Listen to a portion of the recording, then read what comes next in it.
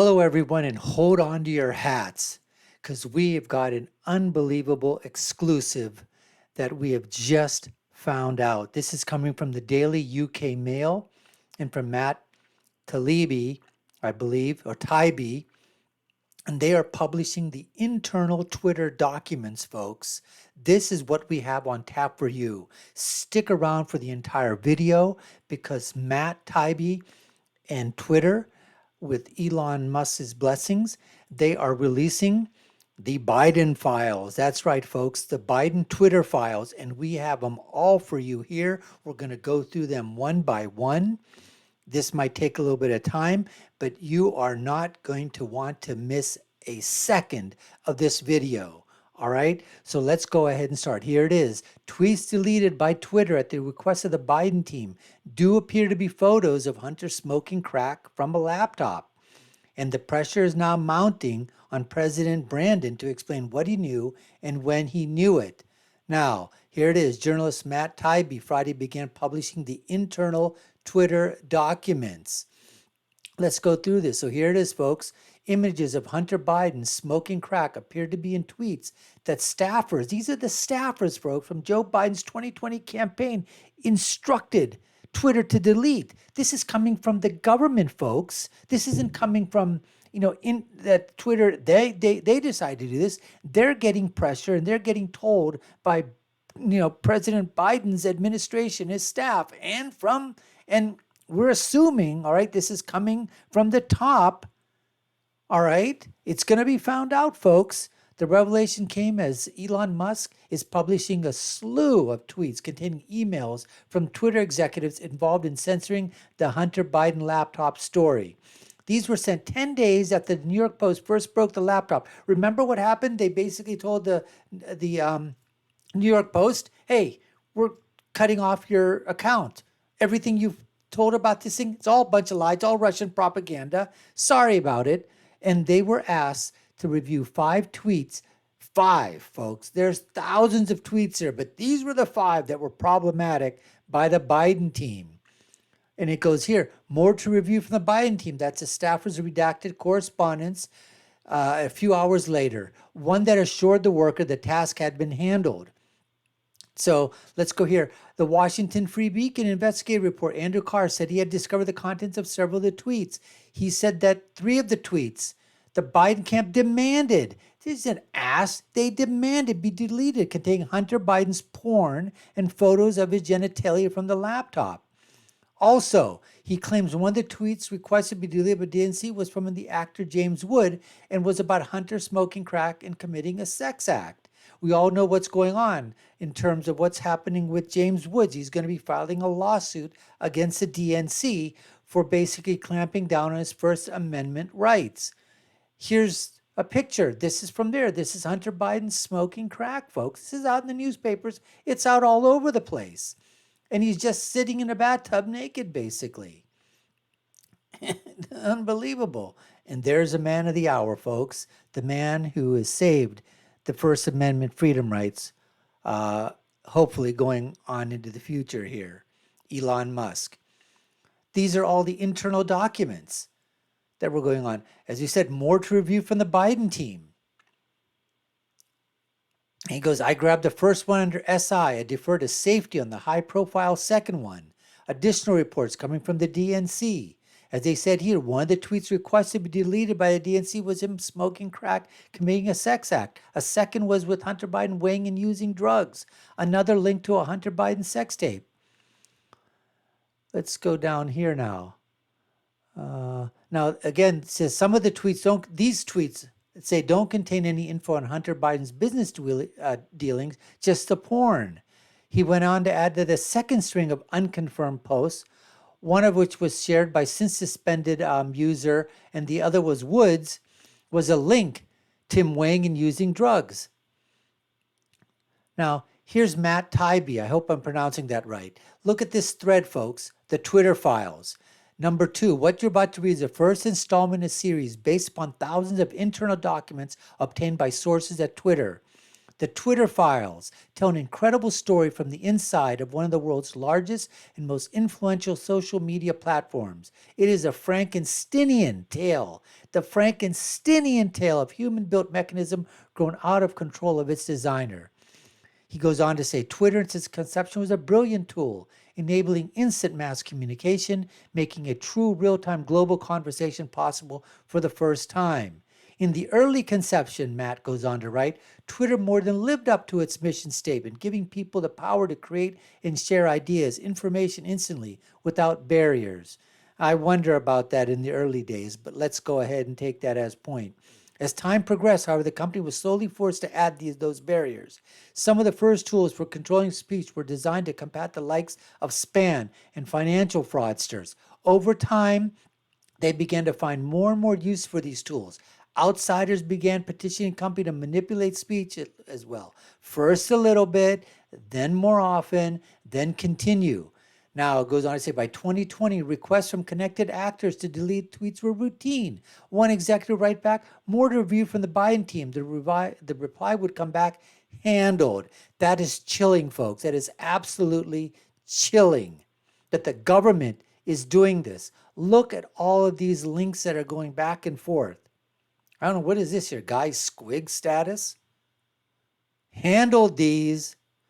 Celebrities and unknowns alike could be removed or reviewed at the behest of a political party. Both parties had access to these tools. As for instance, 2020 requests from both the Trump White House and Biden team were received and honored. However, the leaked barrage of tweets, the Twitter files surfaced on Musk's page in which the exec shine light past actions. In light of Musk's release, Donald Trump had demanded the 2020 election results be declared void and have the U.S. declare him the rightful winner. This is sort of what was going on in the past. It also spurred the GOP's leader on the House Oversight Committee. Let's continue with Matt Taibbi, number 8. By 2020, requests from connected actors to delete tweets were routine. One exec would write to another, more to review from the Biden team. Every time the reply came back, handled. Now, Elon Musk basically is, if this isn't a violation of the Constitution, First Amendment, what is? Now, it goes on to say that the emails provided a newfound detail on Twitter's shady censorship decision, which Musk said was made behind the scenes at the highest levels of the company at the behest of the Biden officials. This is the United States government. This is the administration telling a private company, hey, you work for us. Do what we tell you to do. It's based upon thousands of internal documents. He outsourced these findings, as we're talking about, to Taibbi, giving him access to these documents, which Taibbi published on Friday evening and are continuing to be published, and more on the way. Trump spoke out about the scandal, which could give new credence to the previous claims about the Democratic Party's conspiring against him.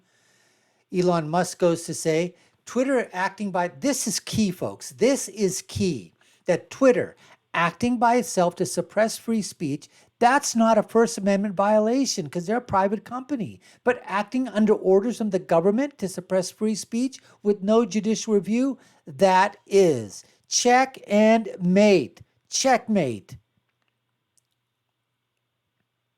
He goes on to say, this fraud of this type of magnitude allows for the termination of all rules, regulation, articles, even those found in the Constitution. Musk shared a similar sentiment, adding that several executive actions, some of whom were identified and some left anonymous. Come on, Elon, you got to put everything out there. Should constitute a violation of the Constitution's First Amendment if the Biden campaign played a part in Twitter's scrubbing of the post. Look at this here, folks. Contributions of party of the recipient. The Republicans, in 2022, they only gave $451. $165,000, okay, went to the Democrats. In 2020, almost $100,000, almost $1 million. And is it the outsized political donations to Twitter staff from Democrats for the 2020 election cycle, compared to just $14,000 sent in by Republicans? That's just unbelievable. chump freaking change. Now, again, it goes on to say on October 20, Twitter prevented, again, the sharing of a story about Hunter's involvement with Chinese oil giant and then its presidential candidate Joe Biden's potential slice of a multi-million-dollar deal with the foreign firm. Other emails between Twitter staffers further support the claims from Musk that suggested Biden's team may have circumvented the First Amendment with their alleged suppressing of the stories. Unnamed high-ranking staffers pointed to supposed infractions of their hacked materials policy as reasoning behind the suppression. Now, this was in the immediate aftermath of the New York Post reporting on the story, including one from the White House press secretary, Kayleigh McEnany, who had her account locked as a result. Now, Musk and Taibbi went on to accuse Twitter staffers of basically succumbing to the request, not only from Democrats, but also from high-power Republicans. Folks, these are the political people in power, the power elites, to pull content they deem problematic, point to donations received by the company from both parties. Again, donations to Twitter staff for the Democrats' election cycle was particularly incredible. Almost $100,000, almost $1 million. Almost $14,000 were sent in by conservatives. Now, Taibbi has tweeted that both parties has access to these tools from both the Trump White House and Biden campaign were received and honored. I'd like to know what was coming from the Trump White House and what was going on there. Listen, folks, you got to be fair and balanced. But he says that the system wasn't balanced. It was based on contacts, adding Twitter went to great lengths to halt the spread of Biden's story, including tactics usually reserved for the preventing the sharing of child porn. Now, again, here's the thing, folks. Even though Republicans might have asked, and they shouldn't have done that, whoever it was, to curtail and to force or to demand that you don't print stories and that it's the government. Both sides, folks, Republicans, Democrats, I don't care who it is. It shouldn't be coming from there. But Twitter was overwhelmingly staffed by people of one political orientation. We know that. There were more ways to complain. It was open to the left, more so than the right. The resulting slant in content moderation decisions is visible in the document you're about to read. Goes on to write, let's tune in. He goes in here, tune in for episode 2 of the Twitter files coming tomorrow. Then Trump goes on to say, wow, that's a really big story about Twitter and various forms of government fraud, including he was talking about what happened in the election. He says, we're living in a very corrupt country, as they're saying all over the internet. And he goes, nothing will be done about it because everybody's in on it. The Justice Department, the FBI, they're all totally corrupt. Now let's go on. Remember in the recent interview with Joe Rogan, when Mark Zuckerberg admitted his company received a briefing from the FBI ahead of the 2020 election warning? The briefing led to Facebook being on high alert for Russian propaganda, which we all know was just bullshit, right? That's all it was. It was a collusion. It was the illusion. It was the delusion. And then Hunter's laptop was initially tarred by top 4. Remember, we all heard, all 15, agencies, all our spy agencies, all our government agencies, the FBI, the DOJ, the DNI, the ABCDEFG, HIJK, LMNOP, QRSTU, BW, XYZ, all these agencies of ours, every single freaking one of them, they're saying what? Oh, there's nothing to see there, nothing to see. Come on now, it's all Russian propaganda.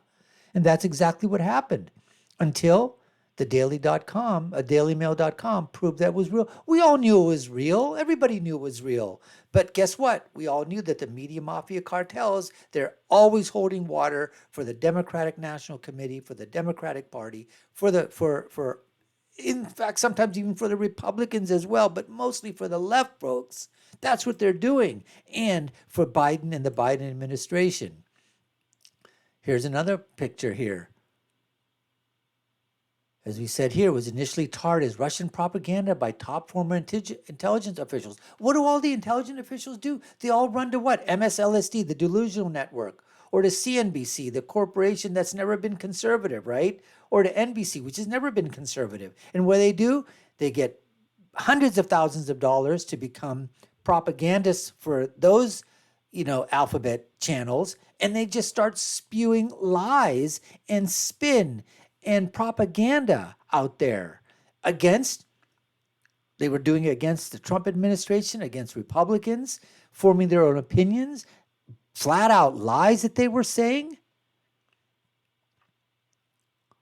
Let's go on here. It just talks about malware violations of Twitter rules, not ideal, but it's the only thing we have. This is, I think, some of the stuff that was going back and forth between the government and the FBI. Privileged and confidential. Our teams continue to investigate the origin of material, including the reporting. I'm struggling to understand the policy basis for making this as unsafe. I think the best explainability argument for this externally would be that we're waiting to understand the story as a result of hacked materials. We'll face hard questions on this if we don't have some kind of solid reasoning for marking the link unsafe. They were basically saying we will also mark these similar stories as unsafe. That's what the government was telling them to do. And Trenton Kennedy, a communication official, writes he's struggling to understand the policy base for making this as unsafe.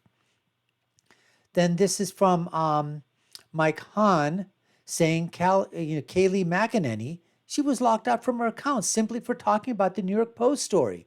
All she did was cite the story in first-hand reporting that are reported by other outlets and not disputed by the Biden campaign. He goes, I need an answer immediately on when she will be unlocked.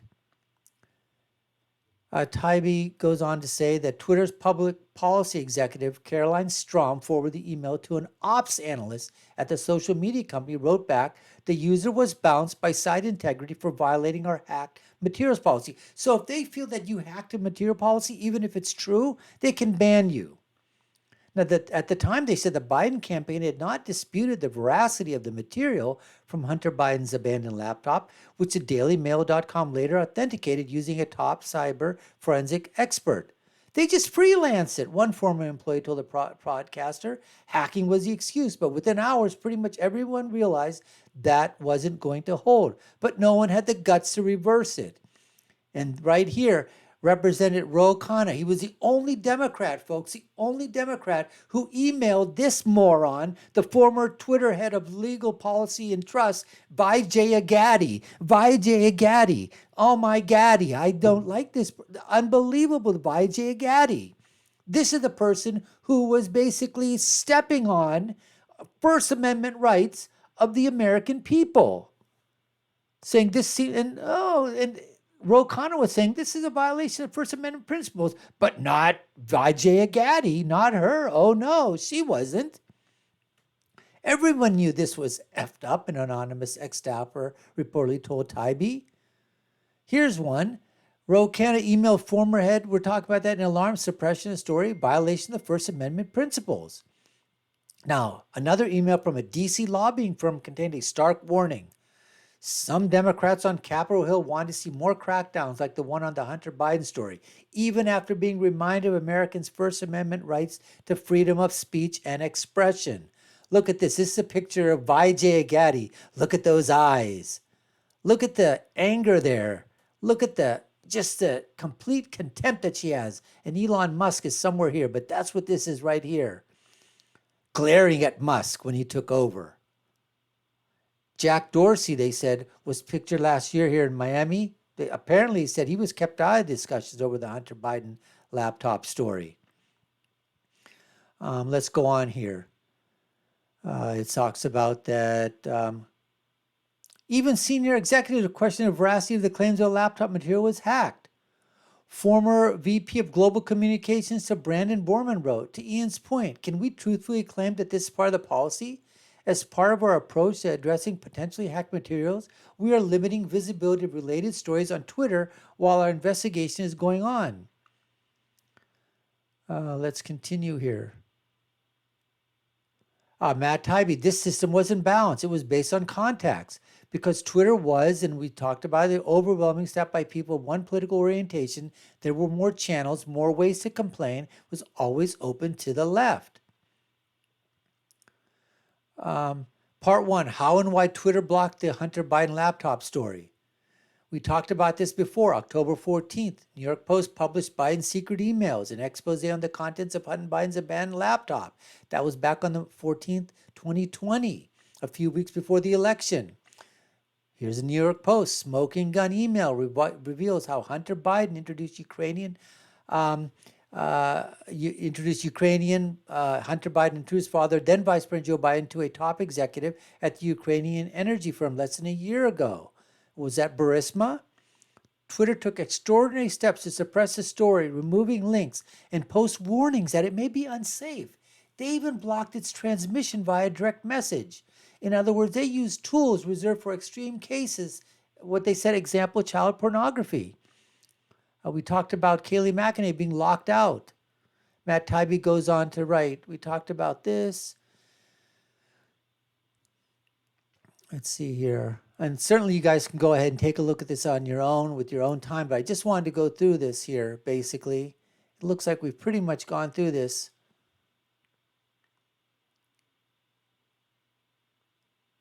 So we're going through.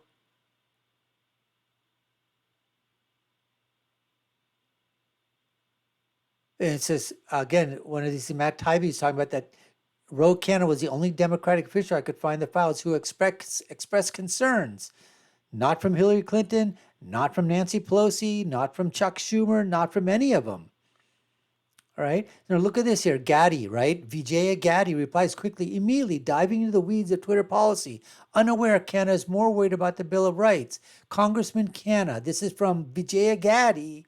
Thank you for reaching out. We appreciate the heads up. We point out the clarifying theme earlier this evening to explain our policy around the posting of private information directly to hacked materials. The press secretary account was not permanently, I don't know what this said, probably, voided. We request that she delete the tweet containing material that is vicious, and her account will be restricted until she complies. Happy to jump on the phone if helpful. My team in DC, Jessica and Lauren, are copying and pasting for others and available to discuss. Generating huge backlash on the Hill regarding speech. Happy to chat if you're up for it. Best row. Copied. Here's Canada tries to reroute the conversation to the First Amendment, which was generally hard to find in the files. Yeah, they don't want to put that thing inside there. So he goes on to say, I believe Twitter itself should curtail what it recommends or put in trending news. Your policy against QAnon groups is all good. It's a hard balance. But in the heat of a presidential campaign, restricting dissemination of newspaper articles, even if New York Post is far right, seems like it will invite more backlash and it will do good. Please keep this communication between just us and Jack, and no need to CC the team or forward to them. Just wanted to offer my 2 cents. So he's still trying to hide his internal documents. He's telling her, I give him props for that, but he's saying, don't tell everybody about our conversation. And then it goes here, it says that later, the head of public policy, Lauren Culbertson, a ghastly letter report from Carl Szabo of the research firm NetChoice, which had already polled 12 members of Congress, 9 Republicans and 3 Democrats, from the House Judiciary Committee to Representative Judy Chu's office.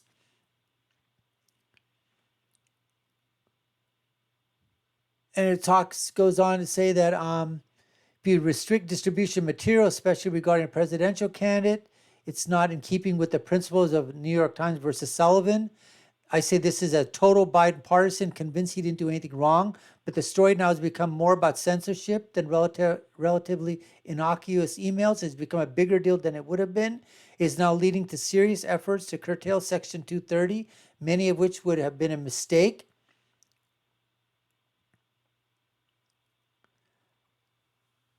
And then basically Matt Taibbi goes on, NetChoice lets Sarah know that a bloodbath awaits in upcoming Hill hearings with members saying it's a tipping point, complaining tech has grown so big they can't even regulate themselves, so government need to intervene.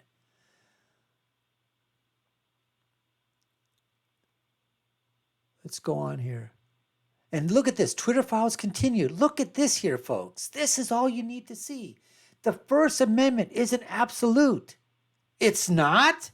The First Amendment is not absolute? What are you, crazy?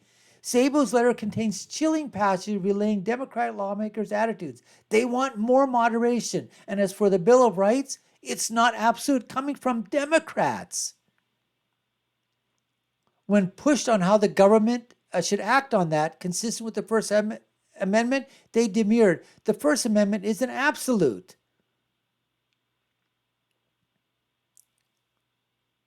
Here's more Gaddy's emails. Familiar name, Dorsey. With the Hunter Biden expose, suppression is a bigger scandal than the actual story. It always is. There are multiple instances in the files of Dorsey intervened to question suspensions and other moderation action for accounts across the political spectrum.